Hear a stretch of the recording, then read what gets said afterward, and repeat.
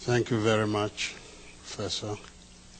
I'm particularly happy to be with you this evening. Thank you. The questions we are going to ask, I'm going to ask it. Number one, a lot have been written about the 15th of January 1966 coup.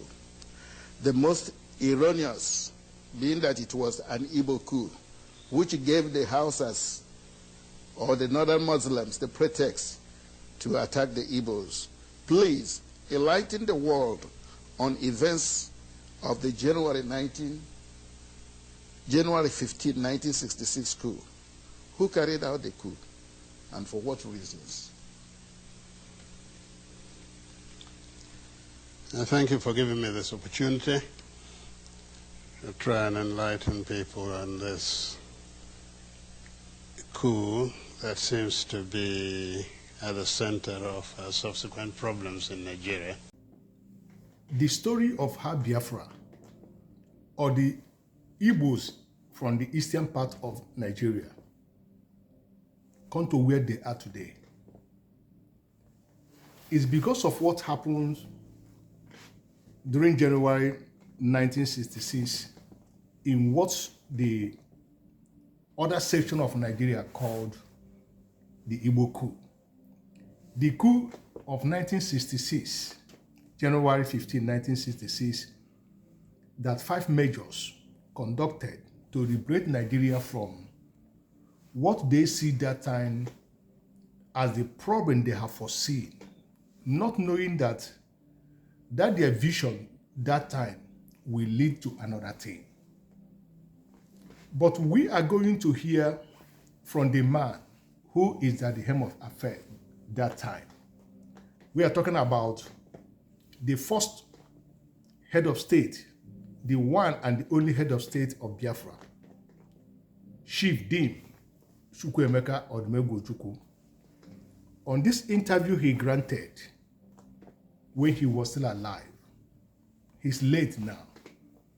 We are going to listen carefully to see the main cause, the reason why the Igbos or the Biafrans is where they are today, and the reason why we are facing a kind of, sidetracking from the main system of governance in Nigeria.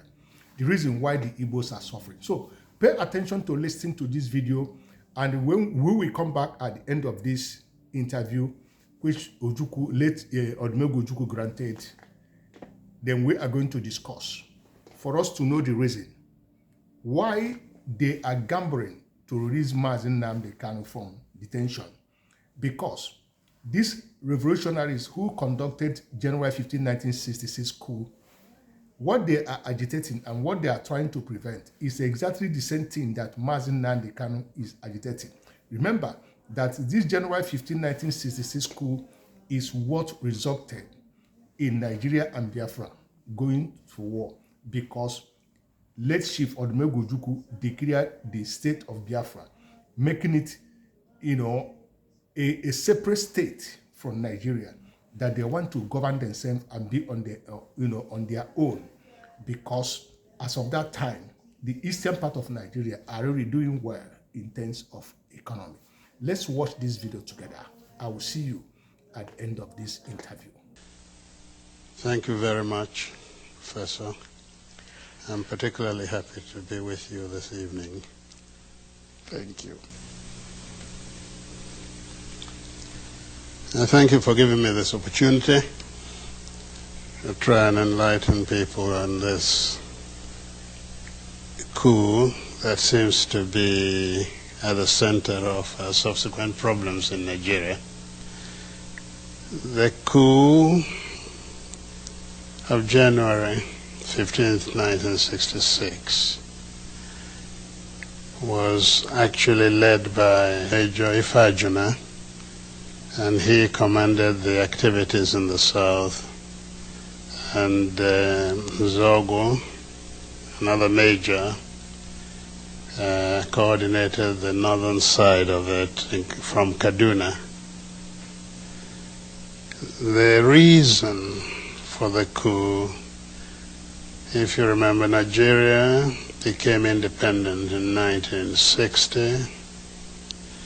We had a government, a quasi-Westminster type government with a parliament and a ceremonial president, reflecting, as it were, the Queen of Great Britain.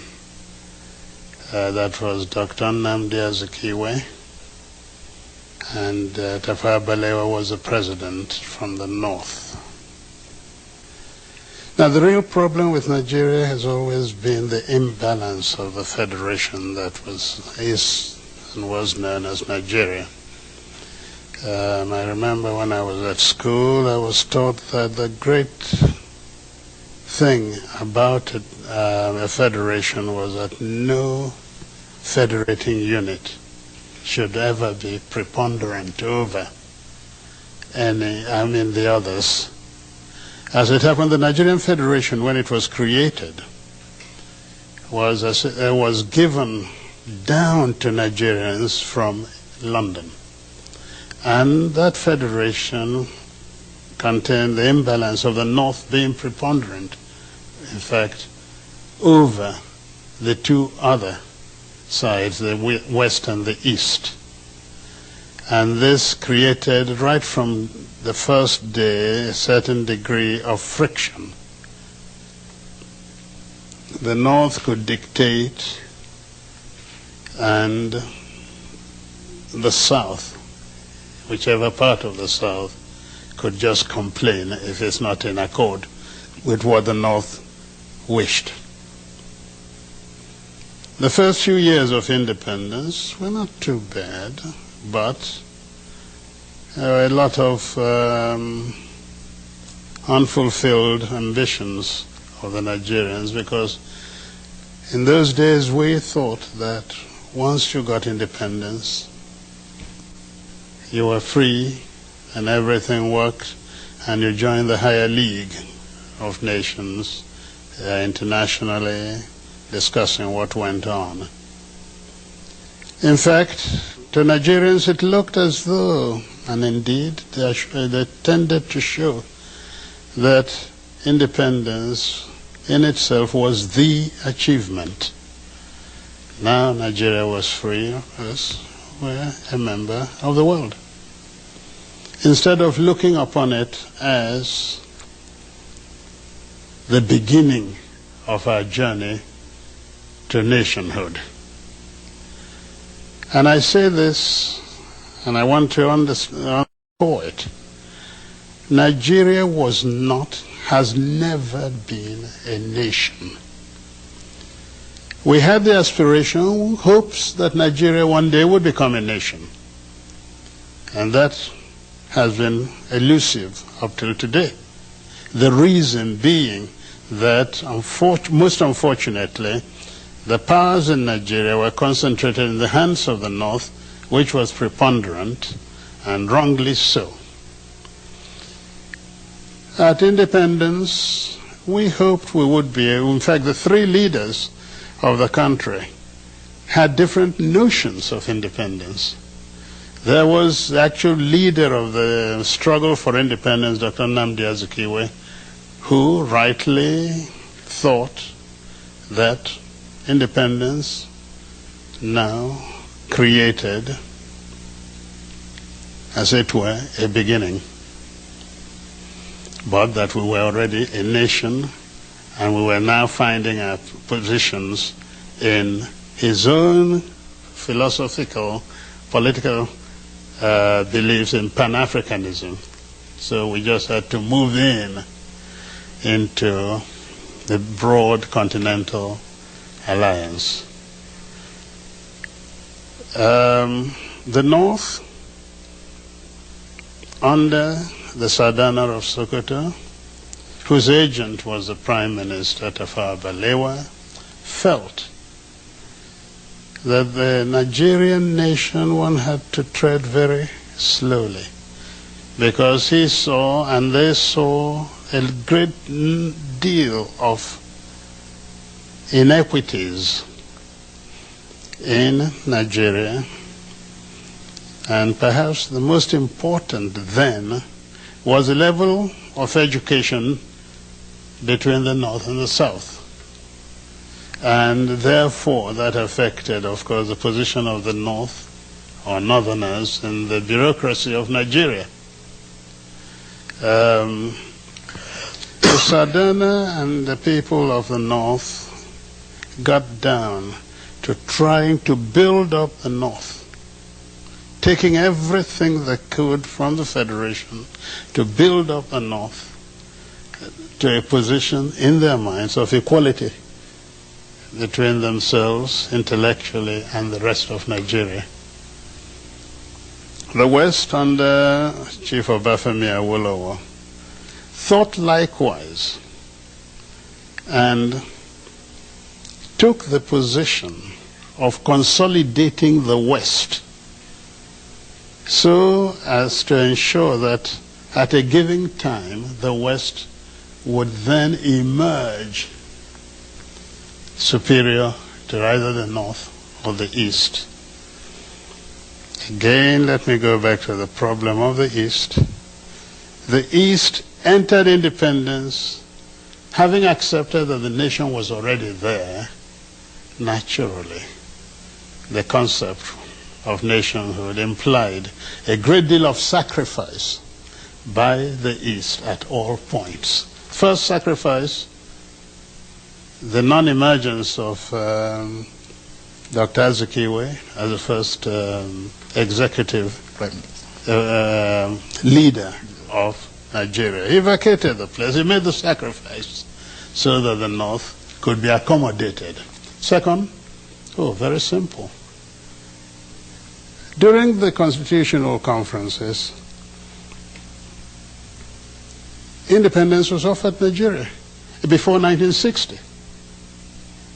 But to be able to accommodate the North, that Dr. Azikiwe believed was already part of a nation, we got this rather odd situation where a nationalist refused independence to wait for the North, and so on.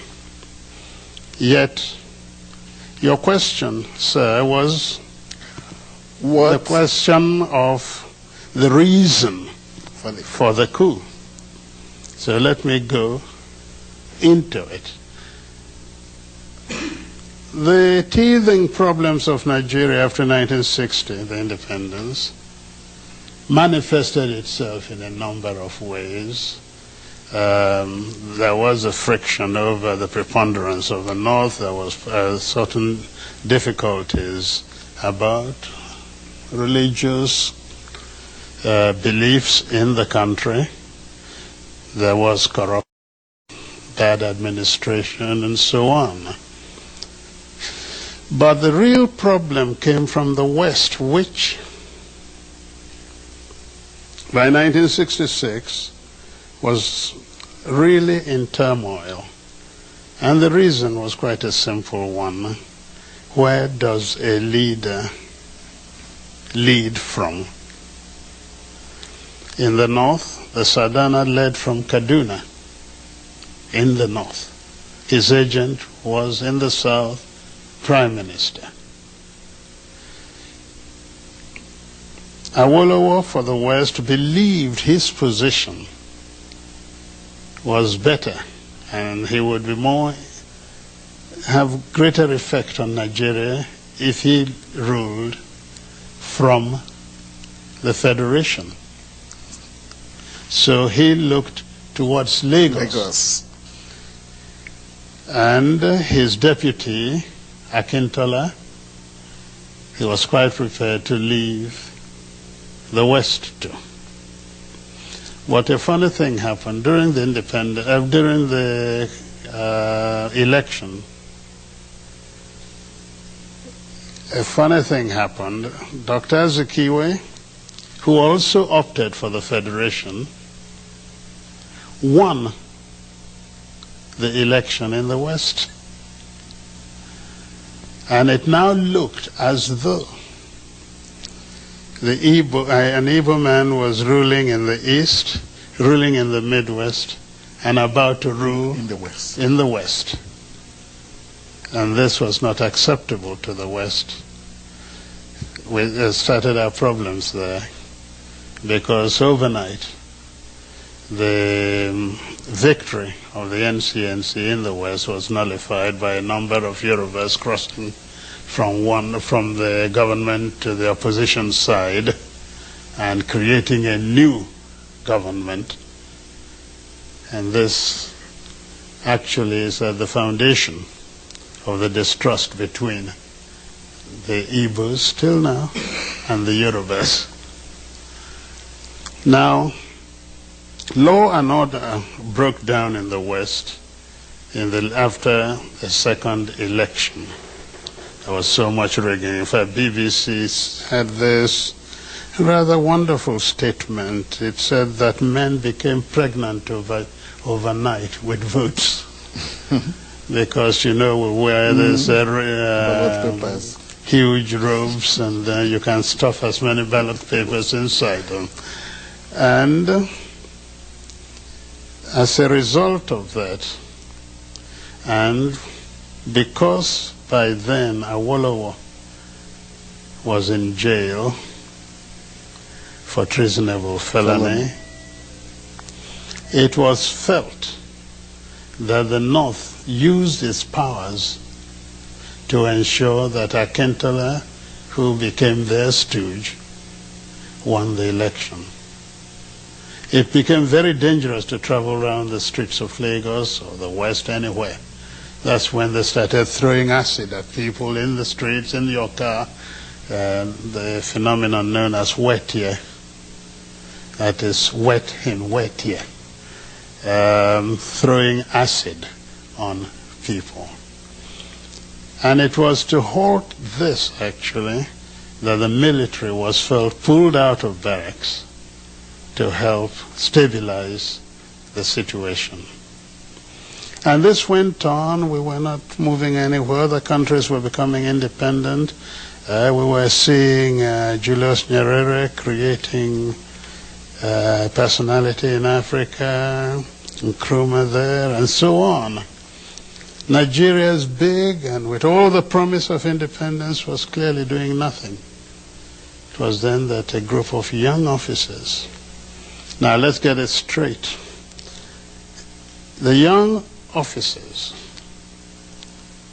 had within Igbos, Yorubas, and Hausas. The way the Nigerian army was structured, you could not escape a preponderance of Igbo officers. And these were at the middle level because they were essentially majors. By then I was a lieutenant colonel, so I wasn't part of it. I was then commanding a battalion in Kano. The coup ostensibly, because I've later found out that the whole aim of the coup was to halt this apparent drift in Nigeria. But significantly, you know what they wanted to do? To create a presidential commission of army officers as a safeguard, the people who would guard the nation, and hand over government to Chief Obafemi Awolowo. The idea was to release him from prison, make him prime minister, and in the hope that Nigeria would become a better place. That is actually how. So it was really the Yorubas and their leader that were going to benefit. Oh, absolutely. From the coup, not the insinuation that it was an Igbo coup. No, certainly not. Okay. Certainly. Your Excellency, we have And not only that, and I think because a lot of things have been said about this. Yes. Who actually halted the coup? Aguiyi Ironsi in Lagos, an Igbo. Emeka Odumegwu Ojukwu in Kano, an Igbo. The Igbos halted the coup. How can it be at the same time an Igbo coup halted by Igbos? There's something odd about that. Thank you, Your Excellency. The next question is, on May 29th, July 29th, September 29th, 1966, genocide was committed against the Igbos. Will you let the world, through this medium, know the extent of this genocide? We know you established the Onyuke Commission that looked into these genocidal acts. What were his findings, some of them that you can let the world know? Well, that's no doubt. I mean, the findings, the report. Okay, the report. The report is available, can be bought by anyone. It's been circulated all over Nigeria. It's not hidden. The first massacre of Igbos in the north, we could, in that report, it was stated that the first coup was 50,000. Then, later in the same year, the universal massacre that took place across the whole of Nigeria, including the north and parts of the west, we're talking in terms of 700,000 killed. So if its figures we're looking into, certainly they were very heavy. But when we're talking of genocide, it's the intent that really matters. What was the aim of that? And it was very simple, and the language might make people shudder or remember. It was to impose the final solution to the Igbo problem in Nigeria. That is, when there are no more Igbos in Nigeria, then there will be no problem. I think if one thinks back, sometime you will know who used that term, referring to who. Was the element of religion involved? There are three areas that came together. There was certainly the ethnic one. There was at the same time the political one side. And when I say political, that is the search for power in the federation. And certainly the third was religious. The North used Islam. Almost the same sort of thing that we're witnessing in Europe today. Might you take this opportunity to state very clearly the solidarity of Ndibo, that is the Igbo people, with the United States government in the events of September 11th. Naturally, we feel with America, and I am personally proud of our solidarity. All we say is this is an extension of that for which we have suffered, are suffering, and will continue to suffer if the world does not come to our aid. We pray that somehow the United States gets out of this. We are sure anyway that she will vanquish the enemy. But I would like her also to remember that in her pain we showed solidarity. Yeah, that's AZ was speaking on behalf of all Igbos everywhere. The sympathy is with the United States because of the events of September 11, 2001. The final question, we have about 2 minutes, Your Excellency.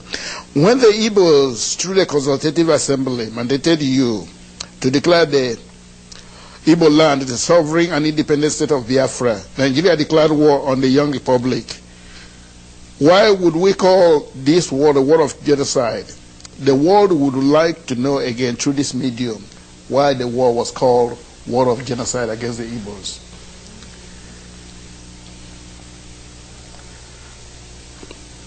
The word genocide is so large in its meaning that even when you're staring it in the face, very often you hesitate about using the term. But actually the Biafran problem was nothing except being genocidal. There was no distinction. The mere fact that you were an Easterner in those days labeled you fit only for one thing: death, and death at the hands of the Nigerian authorities. The Igbos and their associates were killed in practically every village in northern Nigeria.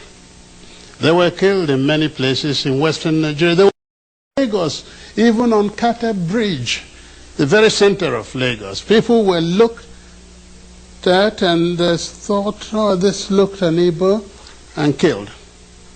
The very first army officer killed in Lagos, actually, during that time was from Calabar. Was killed on the bridge, and so on. Igbos were being hunted out and killed. The Igbos that remained in Lagos after the war began were herded together and detained without any trial or anything, no question of any legal rights. Till today, property of Igbos are still sequestered in various areas of Nigeria, and they have not been released, not all of them, to the Igbos, the original owners. Oh no, we're quite certain. In fact, the only reason it is not called or not accepted as genocidal is because of the Cold War. At that time, anything ethnic-based was almost like an insult to humanity. And ethnicity became a term of abuse in politics. That's all. If it were today, certainly, what happened in Nigeria is much, much worse than what you have seen of Rwanda, not to talk about Eastern Europe.